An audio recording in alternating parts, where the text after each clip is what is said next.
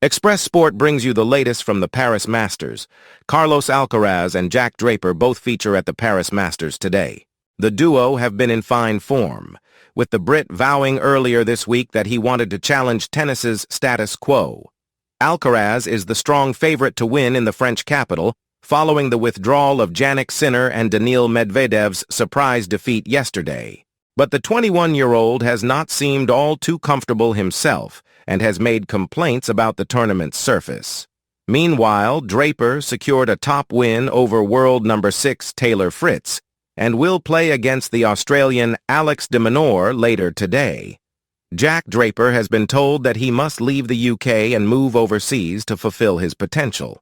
Mark Petchey wants to see the British number 1 leave his home country to live in a hot, humid place for a few years. Jack has an incredible skill set on the tennis court, which to me is much more important than his body has ever been, he told Bally Casino.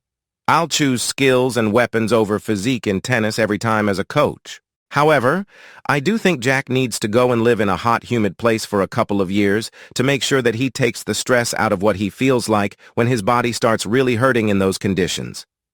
Hugo Humbert is furious with Paris Masters bosses for excluding him from the Court Central schedule.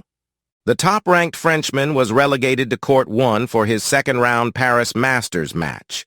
Some of the lower-ranked home favorites have been selected for the main stage ahead of Humbert.